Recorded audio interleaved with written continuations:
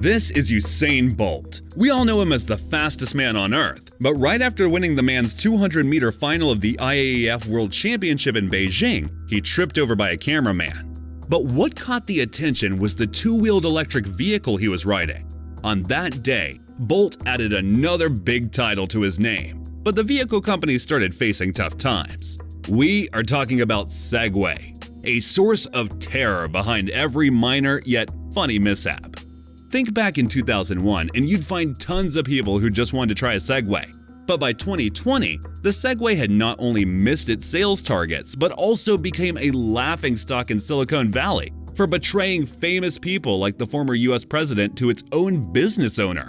Well, we were all supposed to be riding a self-balancing two-wheeled scooter by now. The company could have been rolling in cash, but so far it has rolled are the subjects who ride or rode them, from shaking off the person to a sidewalk to bumping the rider with a few drags in the middle of the road.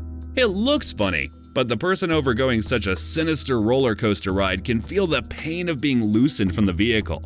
So, was there any technological flaw that Segway couldn't catch? Or was the company so excited that it overlooked all those necessary adjustments that Segway must adapt to? How the most hyped company faced this massive failure when e-bikes and scooters were selling like hotcakes worldwide. This is where we'll explore the nitty-gritty of this troublemaker, where funny bumps are more likely to be inevitable.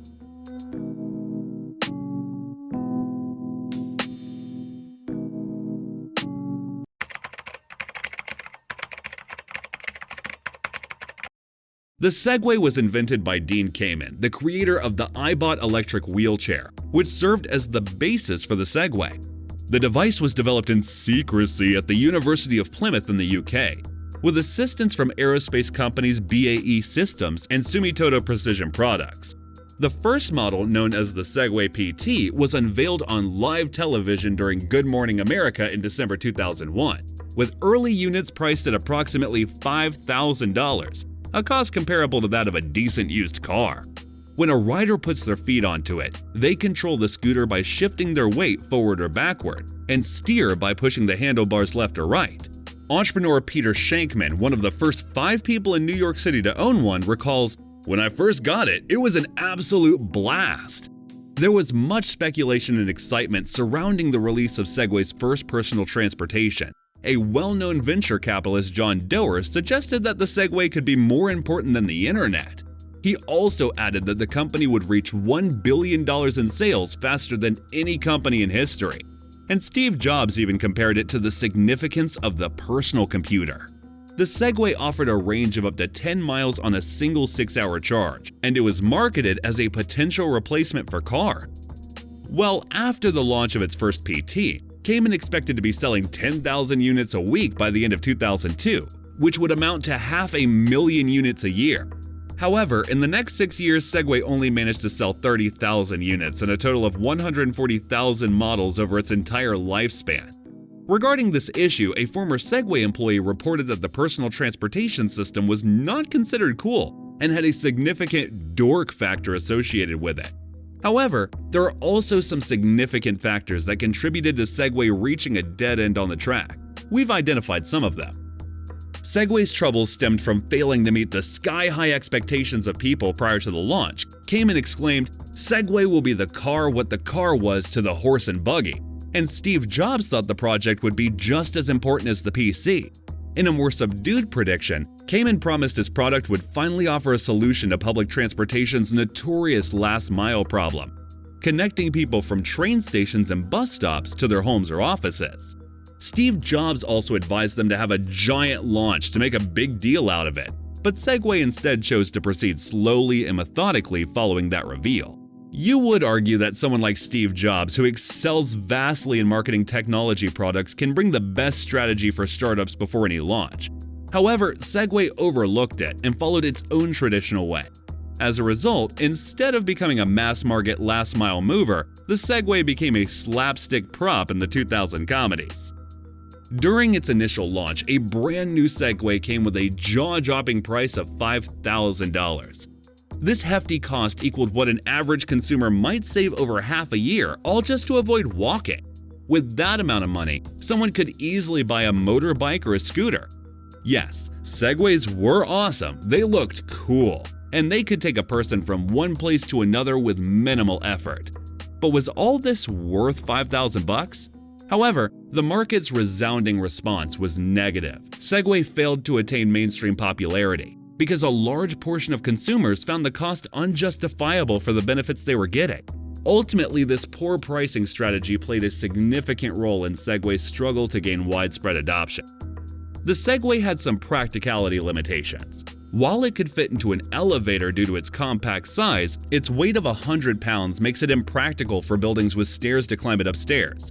Additionally, it occupied an unconventional niche in the personal transportation market. Most urban environments were tailored for pedestrians and larger vehicles, leaving no infrastructure to support the Segway as a viable mass transportation option. Even in the UK, it faced restrictions, as authorities struggled to classify it. The Department of Transportation UK advised that Segways should exclusively be used on private land.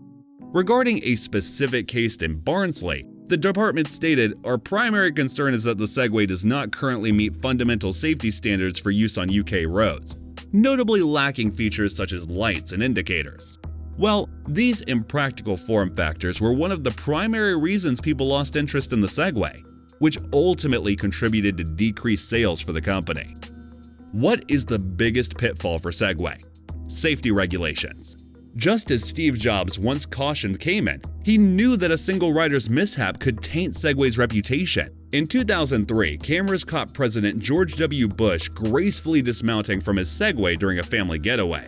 Even Piers Morgan, the prominent British journalist, took a tumble in 2007, ending up with 3 broken ribs. Then came the tragic twist in June 2010, when James Hasselden, Segway's owner, met his end by riding his Segway off a cliff into a river. But the most unexpected twist occurred in 2015, when Usain Bolt, the fastest human on Earth, got blindsided by a Segway riding cameraman right after securing the World Championship sprint double in Beijing. However, it's important to understand that Segway wasn't naturally risky to use. The problem was that many people who were used to driving cars didn't realize the safety gear needed for a two-wheeled ride. Most people didn't even wear helmets, let alone the protective gear you see on motorcycle riders. In the end, transportation authorities had to step in and make rules for using Segways. As time passed, innovators introduced more revamped and affordable alternatives to the Segway. In 2013, the hoverboard bursts into the scene. Unlike Segways, those devices didn't feature handles, and people could control them entirely on their feet. This design reduced the risk of injuries, as users could easily disengage from the hoverboard if anything went awry. Fast forward to 2017, and companies like Bird and Lime unleashed fleets of dockless e-scooters onto the streets. While they're not without their safety concerns, they offer a smaller and lighter alternative to the Segway. And the most important thing is that they come at a significantly lower price point than Segway. Well, there's another simple fact that every startup should handle entirely, but Segway missed. It's the marketing and branding strategy. The company could have been more effective in this particular aspect. While the product had innovative features, it struggled to convey a clear value proposition to customers. The lack of having a machine that takes care of your walking might sound convenient, but the Segway proved to be unreliable and couldn't always be depended on. Most urban environments were not designed to accommodate personal transportation devices like the Segway. There was a lack of designated paths or lanes for them, making their use less practical.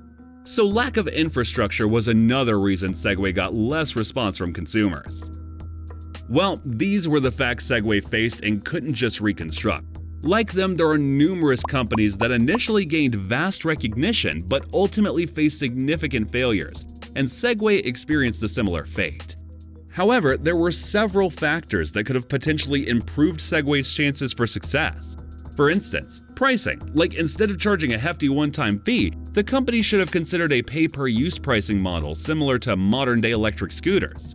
They should have also focused on rectifying all the technological errors throughout extensive testing before product launches, or collaborating with public transportation systems or ride-sharing companies to integrate Segways into existing mobility options could have been another strategy. Segway had numerous opportunities to address their loopholes and fill them up, but one thing that was not in their hands was the people's preferences. As entrepreneur Peter Shankman said, "The technology was awesome, but the world just wasn't ready for it."